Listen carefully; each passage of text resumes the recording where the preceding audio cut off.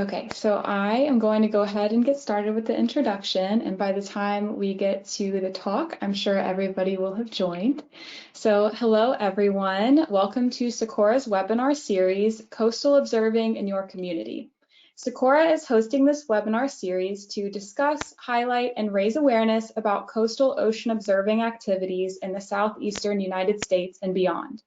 My name is Emily Noakes, SECOORA's Communications and Engagement Specialist, and I will be moderating the webinar today. Just to give you a quick background on SECOORA, unless you're unfamiliar, SECOORA is the Regional Coastal Ocean Observing System for North Carolina, South Carolina, Georgia, and Florida. We aim to collect data and create tools that support human populations, coastal economies, and a healthy, sustainable environment. We are one of 11 regional associations that make up the Integrated Ocean Observing System, also known as IOOS. Our mission is to bring people, technology, and data together to facilitate collaborations, projects, and knowledge sharing to ensure coastal ocean resilience, safety, and a thriving blue economy. If you would like to learn more about who we are, what we do, and why we do it, please feel free to scan the QR code to be directed to SECOORA's newly designed website, SECOORA.org.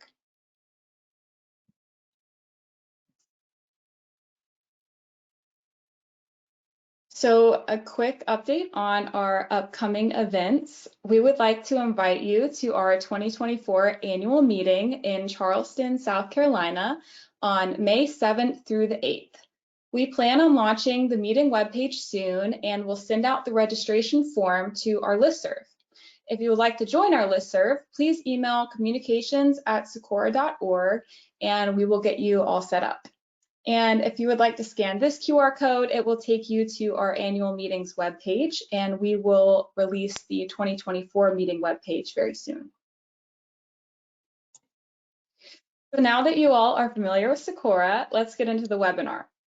During the webinar, we highly encourage you to ask questions for the presenter by clicking this icon and typing in your question. With time permitting, we will have a Q&A session at the end of the presentation. We are recording this webinar today and we'll be posting the recording on the SECOORA website and our YouTube page. If we don't have enough time for questions, please feel free to also send those to communications@secoora.org and we will get your questions answered. Now, we are very excited to be hosting Dr. Phil Bresnahan. He is an assistant professor at the University of North Carolina, Wilmington.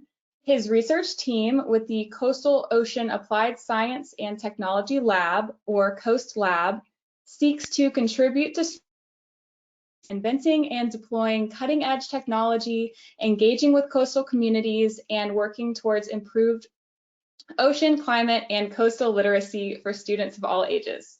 Dr. Bresnahan, I will now make you the presenter and let you know when we can all see your screen.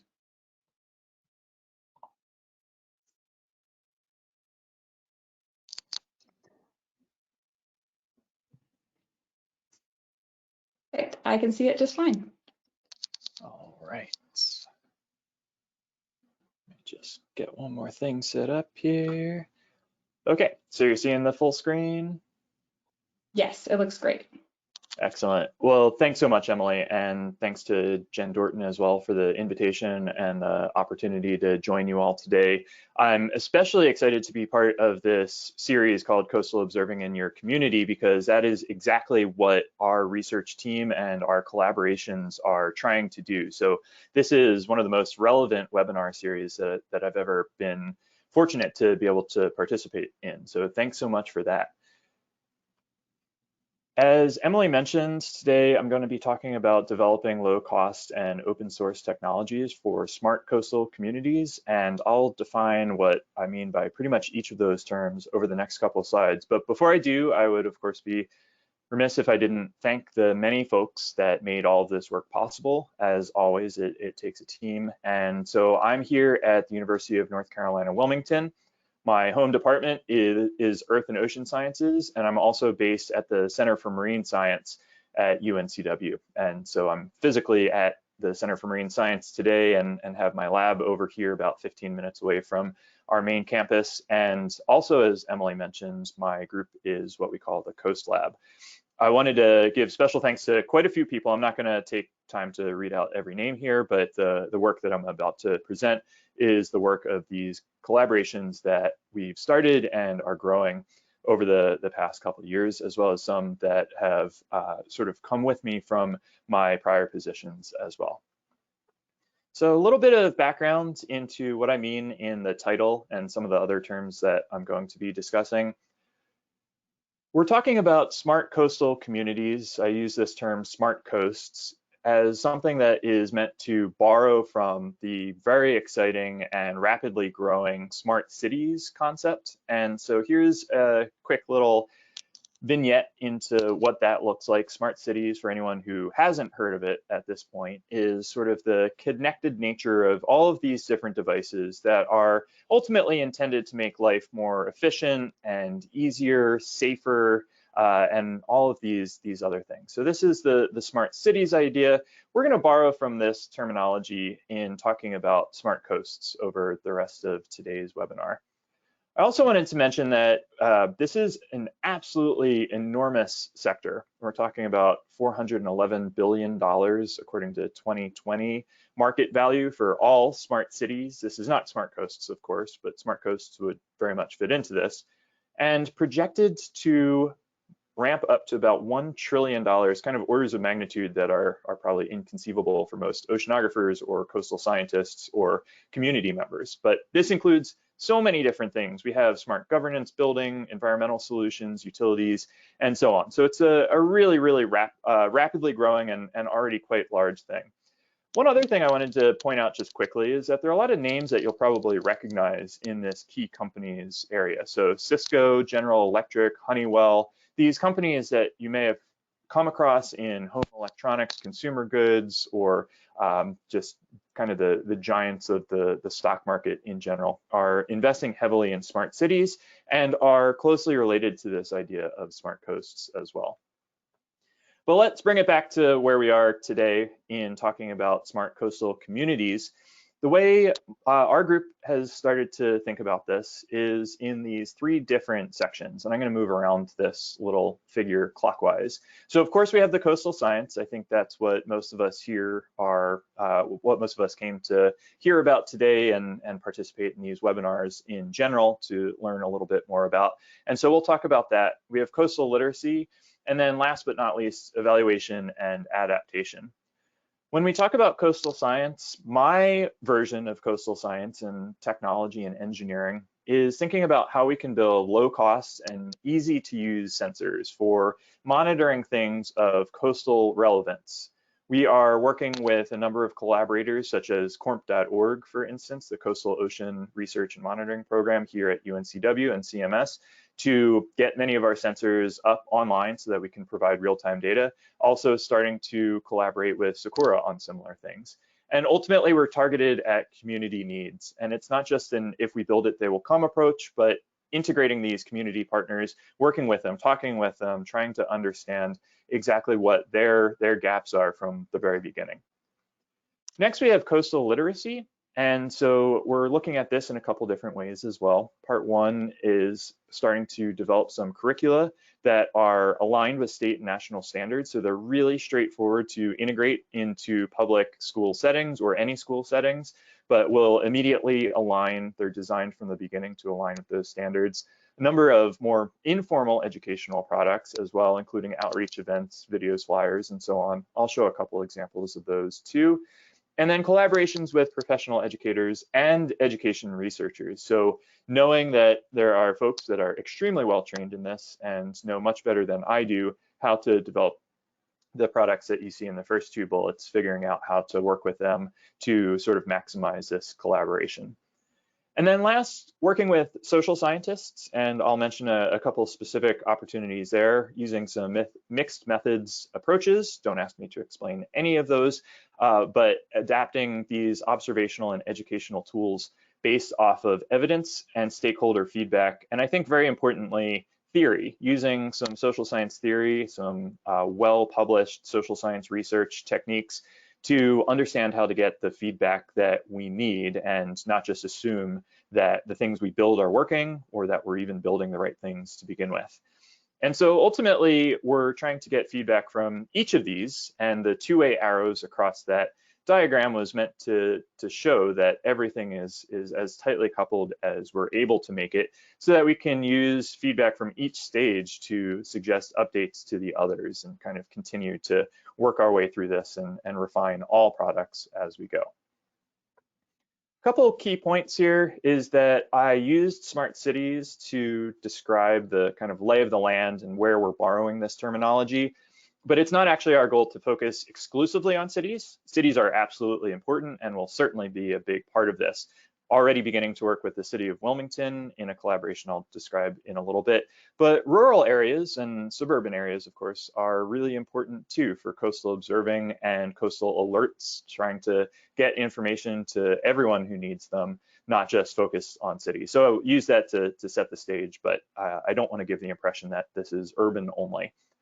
Second is that we're still pretty early in our coordination across these efforts, and we're excited to ramp things up and see things already starting to ramp up, but very much in the kind of planning stages of some of these projects or in kind of year 1 or 2 of some nascent collaborations. I don't mean to give the kind of arrogant impression that we're describing anything as smart other than the goal to build intelligence across this entire system that I just described. And while I will touch on some of the coastal literacy and the evaluation and adaptation pieces, I'm really going to focus primarily on the technology side, since that is where I have most of my training. I'm going to describe a couple little vignettes across 3 different scientific themes. So my PhD was focused on dissolved inorganic carbon and ocean acidification sensing, and working on microfluidic analyzers to try to improve our overall observational strategies. And I've continued some of this work in especially this very rapidly expanding carbon dioxide removal space. Also working quite a bit in water quality and using a variety of both in situ and remotely sensing tools to try to get a better grasp on that. And then last, in coastal physics. And this, while using the more scientific term of coastal physics, that grouping here, what I really mean by coastal physics is the stuff that we all deal with as coastal residents on a nearly daily basis. So things like water level and flooding, water temperature, what does it feel like when I jump in the water? What are the waves like if I'm a surfer or a boater? Things like that. And again, really focused from this talk's perspective on the tools and techniques, looking at sensor and community networks. So of course, sensor networks, how do we connect all these devices, but also community networks, how do we connect the people and build these communities of practice to try to work toward improved coastal and climate resilience. The specific tools I'll describe are some engineering and Internet of Things devices, sensor development, intending to work toward affordable devices, and participatory science. I used that term a moment ago, Internet of Things, which I think is increasingly familiar, just out there for a lot of folks. So you're probably familiar with this idea, but just to very briefly make sure that we're all on the same page here. Again, the idea is connecting stuff to the cloud, somehow making sure that devices have some interface with the internet. And this, in the home setting, includes all sorts of ridiculous things that absolutely never need to be connected to the cloud. Like, why would your iron need to be connected to the cloud? But there are irons that have that capability if that's where you want to put your money. But we're taking this idea and using it in the ocean. And we've been doing this really successfully for a long time, as I think everyone here probably knows. One example, the top is a screenshot of the IUCE, that kind of parent level organization into which SECOORA fits and the other regional associations. And here is a screenshot of their environmental sensor map. This shows the just temperature data that is streaming in, kind of binned into these hexagonal shapes that the data management provider partner, Axiom Data Science, has put together to show, in this case, temperature, but probably several dozen different parameters that are available. And this would very much be considered part of the Internet of Things. And then what is arguably one of the most successful ocean observation programs of our modern times, which is the Argo network. This network of profiling floats collecting conductivity, temperature, and depth information, sending that back via satellite. And so Internet of Things can mean a lot of different stuff to different people depending on your context. It can mean streaming data over satellite connections, over cell, over Bluetooth to a mobile app, over Wi-Fi, over Ethernet cables, whatever it may be. And we use a variety of these tools. I also mentioned this term participatory science, and I want to kind of take a short step back to talk about what we actually mean here, because there are a lot of different terms that have been thrown around in this subfield of community science or citizen science, as we often refer to it. And so what really is in a name? Most of you, I imagine at this point, have at least hopefully heard this term citizen science in recent years, as this is another one of these related fields that's really taking off. But there's a whole field of social science research now going in to try to understand, is this really the right term for what's happening? And these papers that have been coming out over the last maybe 5 to 10 years talking about, is this even the right name for what's happening?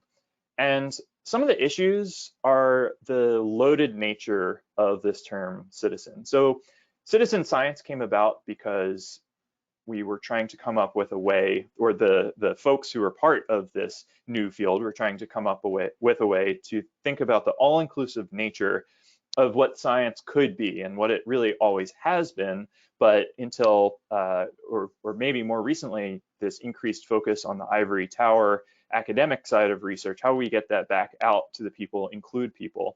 Unfortunately, this term citizen is extremely loaded, as many of you surely know, and so citizen science might not always be taken in this intended to be inclusive way. So a couple of years ago, folks started saying, hey, why don't we use the term community science? And that got a little traction. It sounds very inclusive on the surface. However, unfortunately, it's co-opting a term that's already in use in a slightly different niche, which is that it's historically been used to describe community-led initiatives, and these are fantastic. This is a really important type of science and approach to science. Community-led initiatives, you know, you can think about trying to understand what the water quality issues are, or air quality or soil quality issues are in your very neighborhood by taking your own initiative to put together a sampling network or collecting whatever discrete samples might be necessary. And so to use this when we really mean what had been termed citizen science, it's sort of stealing a term that means something slightly different.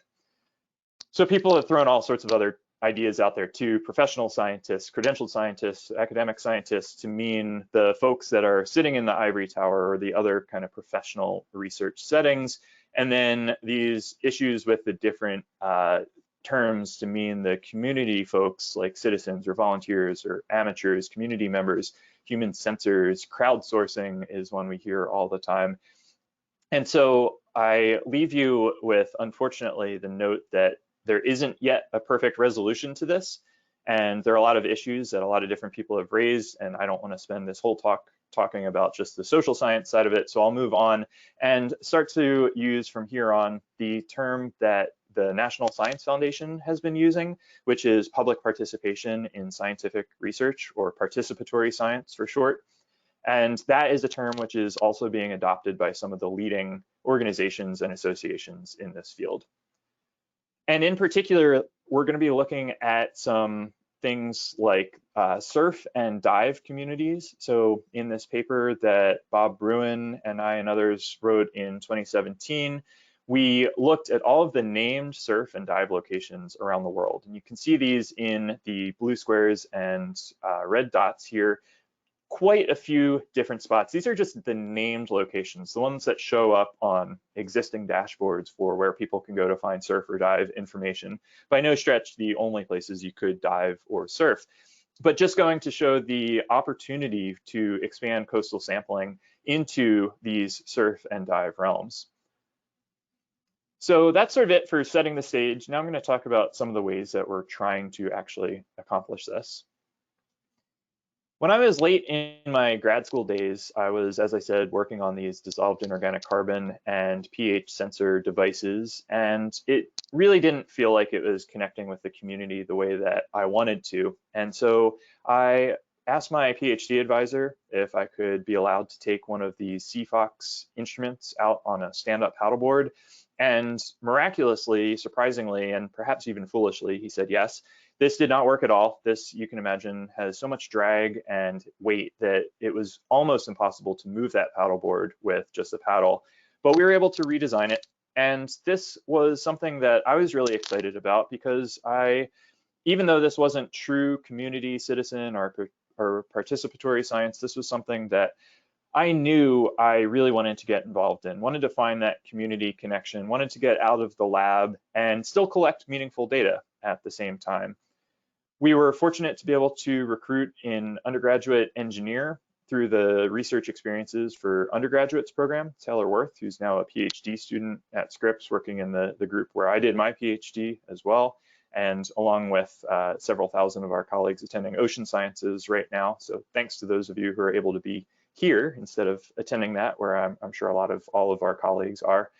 Taylor was able to redesign this package to what you can see on the bottom of the paddleboard here, which is a nice slim device, much more hydrodynamic, much lighter, easy to take on, put on, take off. And you can see in this particular photo, this is me giving a very short presentation during Earth Day at Mission Bay High School in San Diego, talking about the community. The two folks holding the paddles in the back here are the surf captains of the Mission Bay High School team at that time, now of course much later, and so possibly having already graduated from university at this point, but just a really nice opportunity to connect with the community on this science.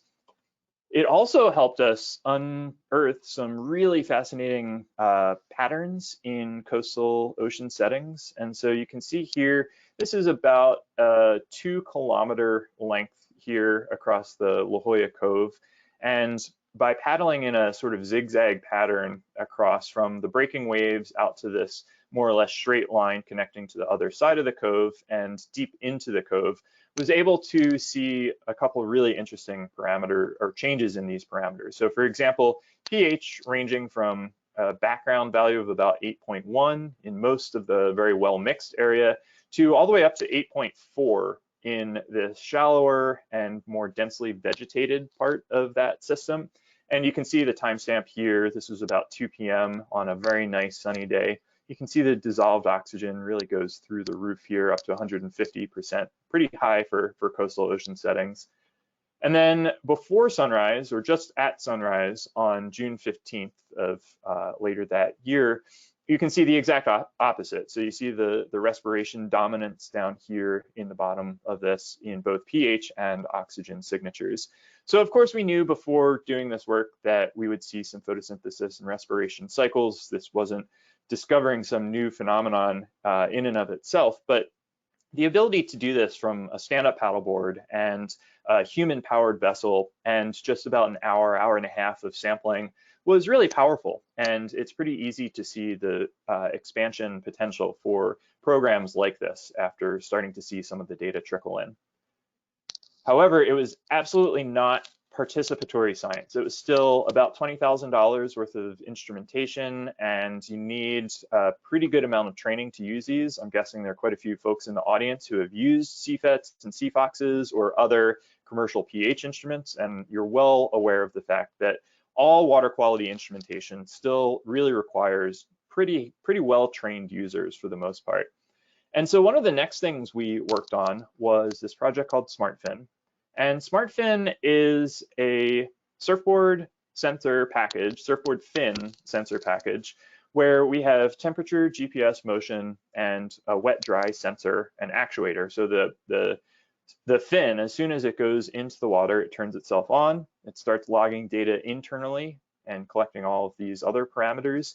And then it turns itself off when you exit the water, sends all of the data back to the cloud over currently cellular, and the next phase will be Bluetooth technology, and then ends up on a free and open data portal that we built with Axiom Data Science. So again, working with SECOORA's and the IUS, many of the IUS regional associations' main data management partner, which enables us to have a really robust data infrastructure something that is widely used, widely available, and doesn't require a whole lot of additional clicks for someone to find the data that we're collecting and quality controlling at a really high level.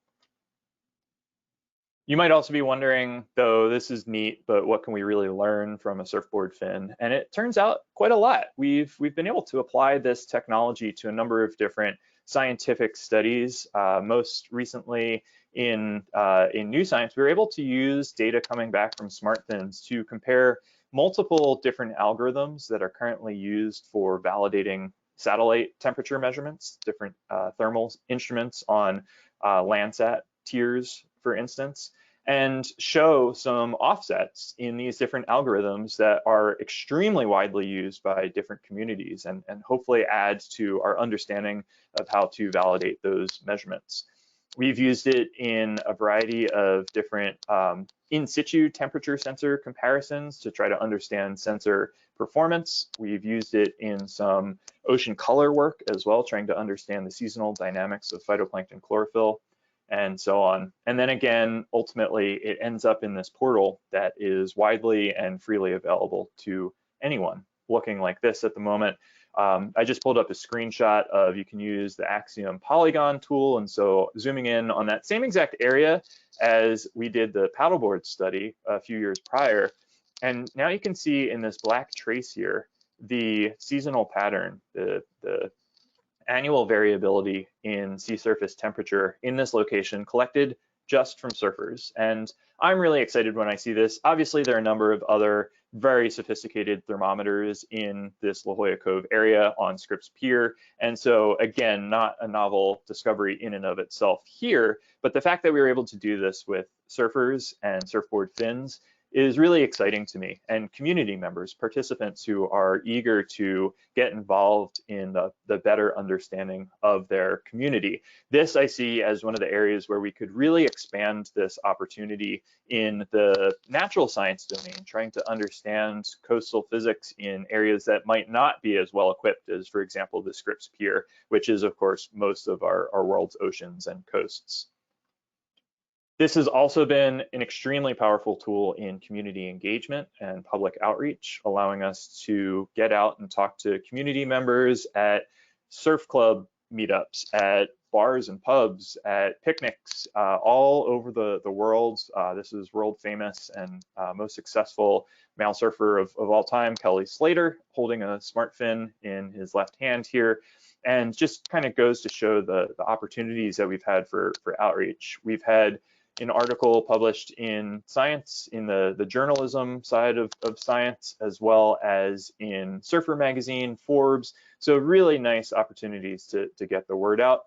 And while we perhaps in some ways put the cart before the horse in this outreach side, a big part of our goal is not just to collect new temperature data, but also to get the word out about what we already know about coastal physics that we think we need better opportunities to communicate. This project then sort of indirectly led to another coastal physics project, which was a challenge from the Birch Aquarium at Scripps, working with the San Diego Unified School District, to come up with a design for a roughly $100 open source and easy to reproduce water level sensor, or tide gauge, or flood monitor, depending on what you're actually trying to observe. That was intended for deployment in high school science classes and ultimately field trips. And we came up with a relatively straightforward design that required only really 3 wires here, power, ground, and an analog signal from this ultrasonic sensor. It cost about $125, and we found that it was really useful in teaching some very basic skills. I now use it in classes here at UNCW. I've had colleagues use it at the University of Hawaii, as well as a colleague who has just started using it in a high school, a local high school setting here, Ashley High School, to teach things like wiring, coding, soldering, as well as our coastal ocean parameters like water level, tides, sea level rise, for example, and again, some other kind of basic engineering and science principles. Of course, it's also extremely important that the thing works. And so this graph is just meant to show that when we deployed it next to 2 other sensors, a Campbell Scientific and a Greenstream instrument, there is very little difference. You can barely even make out the fact that there are 3 different sensor traces on this graph, just going to show, at least qualitatively here or semi-quantitatively, the matchup across these. We ended up with an RMSE of about 1.5 centimeters using the least expensive ultrasonic sensor. And we started to improve the design a little bit in the last couple years. We published the old design here, and so this is out in the open. We've started putting together some educational resources around this and working with folks here at UNCW, especially MarineQuest, our ocean education collaborators, on trying to figure out better ways to get this information into the hands of those who could use it. We have a sort of V2 design, which you can see an image of here deployed down at the CMS dock. And this has a better transducer with higher precision, higher resolution, and ultimately, when well calibrated, higher accuracy. We've added cellular capabilities to it as well, and so you can get real-time access to this information. We deployed 2 yesterday in the city of Wilmington to provide access to better information in near real time from areas that are prone to flooding and historically under-resourced, and therefore at really high risk of flood inundation. We're currently funded to put these out in a couple tidal creeks related to some sea level and ghost forest studies. We have recently submitted a proposal with the city of Wilmington, with CORP, who I already mentioned here, MarineQuest, and SECOORA as well, and others, to try to get more of these sensors out along other creeks and in other under-resourced areas so that we can, again, really enhance the opportunity to know what's happening in real time or near real time, and information that, of course, people really need. We're also beginning to work with some of these community partners to understand what are the thresholds that are really meaningful to them. So do they need to know what the water level is relative to mean low water or NAVD 88? Probably not, but do they need to know what it is relative to the street that they cross every day to get to work or to the closest food bank or shelter? That sort of information is information that we're trying to work with these community partners to better understand and be able to then work with CORP to plug in these very specific thresholds and build a tool that will be as useful as possible. And I know this is an area where SECOORA has been putting a lot of effort recently as well. So we're really excited to see where this leads, proposal pending, but regardless of the outcome of that, excited to take the next steps here. And then again, want to point out that we have this repository on GitHub where we have access to all of the information that went into this build, opportunities to improve the design. We definitely continuously try to improve the design, make it easier to use for our own purposes, but also anyone in the community should be able to go find the exact parts that we used and put one of these sensors together for about $300, maybe $350 in parts. Not a tremendous amount of money relative to some of the commercial versions out there. It's not our goal to undercut the commercial market by any stretch. The other groups that are doing this with commercial technologies have customer service and warranties and really well-refined technologies at this point. But we do think there's a lot of value for educational settings and certainly these sorts of community-focused scientific settings to have access to tools where everything is provided open source as well. And we're just at the early stages of a couple projects related to remote sensing coupled with in situ oceanography, and looking especially at these topics of water quality and coastal carbon.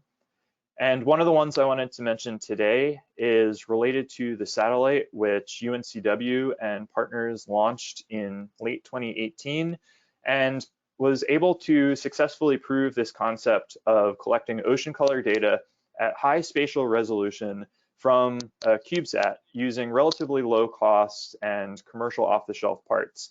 This was a collaboration with quite a few different partners. You can see a lot of the names down on the bottom here and funded by the Moore Foundation. So really nice collaboration here. The part that I wanted to talk about today for the coastal observing in your community element is that we are now working on building some low-cost bio-optical sensors for citizen or participatory science.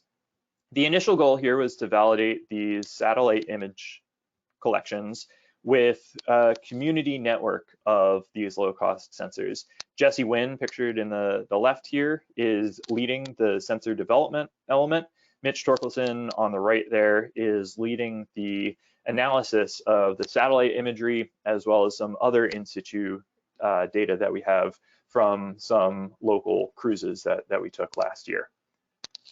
And then the other element here, to come all the way back to where I started this talk on that kind of 3-element smart coasts idea, is that we're working with social scientists who are really deeply interested in what the community experiences or what the participant experiences, and trying to develop tools that are, again, based on theory and based on real feedback from these individuals to understand what exactly they need in terms of new data, and then what exactly they want to use in terms of different sorts of technologies. So Delaney McBride is the student leading that initiative, working with my close colleague Troy Frensley in Environmental Sciences Department here at UNCW. Our first distribution is just these very simple mini Secchi discs, which were produced initially out of the University of Exeter and Brewtech Technologies.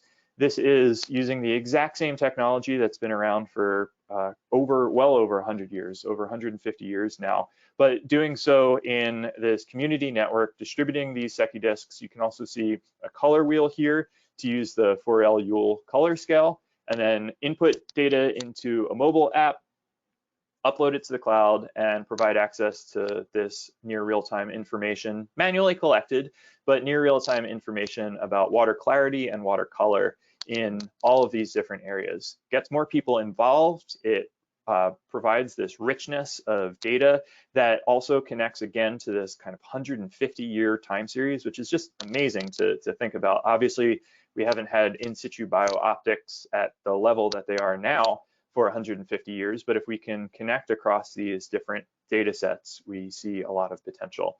And then the next component that we're working on layering in is these DIY and open and low cost optoelectronics. So working with some commercial off-the-shelf LEDs and biooptics, different photodiode parts and multispectral sensors to try to develop our own low cost and open source version here. Again, not looking at undercutting the extremely effective and successful existing commercial technologies. If you have the resources to use those, if you have the training to use those, we're never going to tell you use ours instead, but use ours in addition, or use 100 of these devices that might cost $100, along with the one $25,000 instrument that the maybe hub of a particular network might have. So to kind of tie all this together, the main focus for my group is on the coastal science and technology side. We're working on building these new tools, but then we're really focused on these other 2 elements also. So how do we adapt according to what the users are most interested in?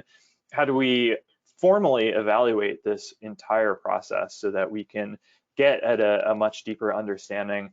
And then ultimately work toward improved coastal literacy. What are the things that matter to folks living along the coast, and learn that from them too, not just tell them what we think are the most important, but learn from them with the final goal of working toward improved coastal resilience through these methods. So thanks very much for the opportunity. Again, really enjoyed being part of this particular webinar series. Coastal community observing is exactly where I spend most of my time. So quite a privilege to participate today, and thanks for everyone's time. Thank you, Phil. That was really great. We don't have any questions yet, except for a few people asking where the recording will be available, and that will be available on SECOORA's YouTube channel. And if you follow us on social media, we will share the link through there, or you can send me an email at communications@secoora.org, and I'll get you the link if you're having a hard time finding it. That should be live by the end of the week. So it looks like we've got a question here. We've got a few coming in. So it sounds like the open water level version 2 is not something that can be purchased as a complete sensor, but rather the parts are purchased individually by the stakeholder and then put together to create the sensor. Is that true? Are you looking into ways to provide assembled sensors to the community? Love that question. Thanks so much. Yes, I'm a scientist, so I have to give a long worded answer to everything. So forgive me, but the answer is yes to, I think, all those questions as asked. Currently, it is a set of disparate parts from disparate vendors, although I have put a lot of effort recently into trying to find the smallest number of vendors that would be necessary, and even putting together like a wish list so that someone can click on this wish list link and then have access to maybe 80% of the parts, and then go to a couple other retailers to find the rest. So that is the answer to the first part, which is yes, you do buy the parts individually. The second part of the question, though, are we thinking about putting together a kit? Absolutely. There are a couple big pushes in the open science space right now. One of them is called Open Science Shop, if I remember the name correctly, which is an effort by the community of folks who are building open source tools to figure out how do we provide those sorts of kits in an efficient way. You know, I'm not set up to be a vendor of parts myself, but there are, of course, groups that do that really well. So how can we build some bridges and maybe some better economies of scale? You know, I can't have inventory here for anything other than funded projects, but there are other ways to think about that. So we are definitely trying to crack that nut because we think it's a really important one to be able to solve. I also want to think about how do we provide access to the right know-how so that you can get your hands on something and then know how to use it without necessarily just a couple dozen emails back and forth or meeting with me, because if I'm still the one, or if our group is still the group doing all of it, then it's not yet hitting this level of community engagement that I think it potentially could. And so we're working on building all of those tools at the same time. But thanks for that question, really important. All right, so the next question is, have there been any long-term measurements of instrument/sensor drift with your water level sensors? From my side, no. That one we have not done. We are at this point not trying to build a NOAA co-ops. For those of you who are familiar with that program, you know, a climate quality water level tool, I guess. I think that that's a place where the NOAA teams and other professional sea level experts, NASA sea level teams, for instance, and other groups that have been doing this for decades should be probably the most involved. So I haven't done that study myself. I think our sensor is probably most useful in kind of several year time series, up to several year time series, and trying to understand these real-time flood alerts and thresholds that I described, but not necessarily get to the climate quality level.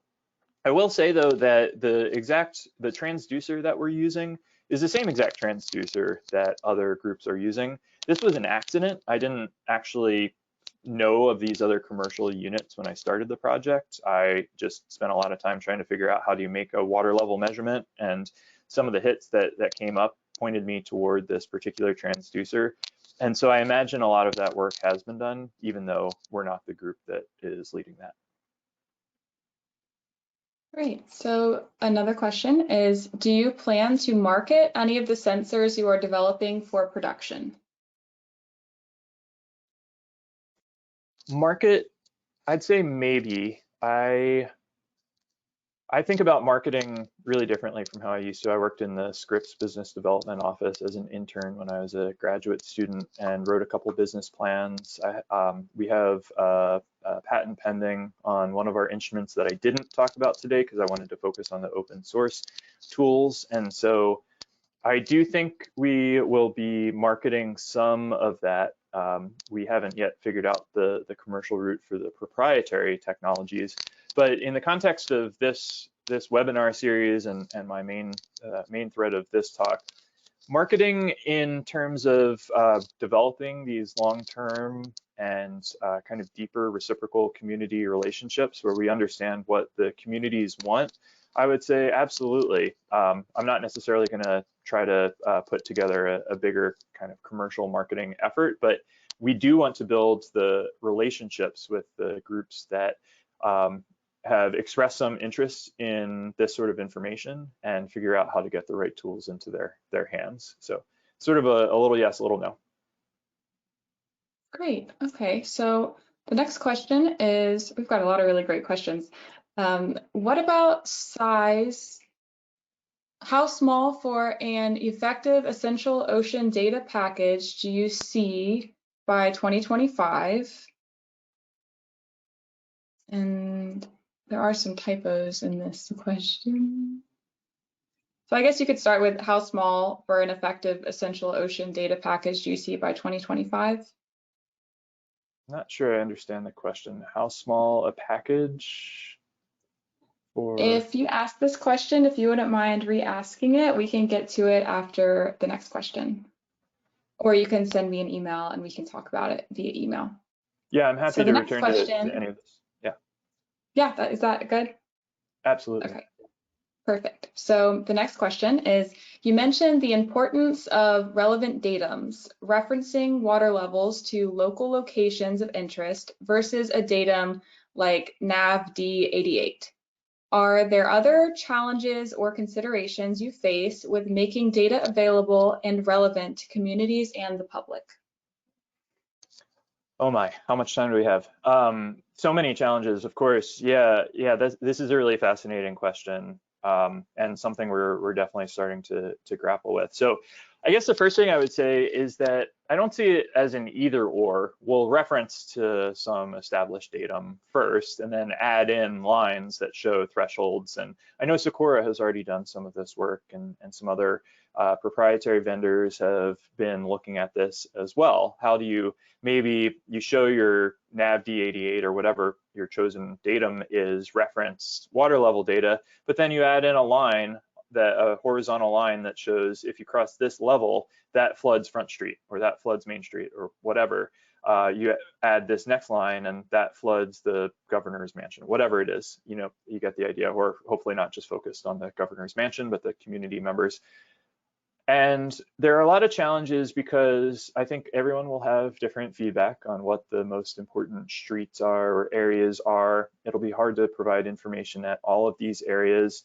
We have, thankfully, if you were on the webinar a month ago, the topic, I think, touched on this quite nicely, modeling. We have access to models that can expand our, we only need so much good in situ information. As much as I'm an in situ oceanographer, I don't think that we need just, infinite sensors to understand these things. We need good models to connect the information. So I think building those tools, we're also looking at building some good mapping tools, pulling in the different geospatial layers.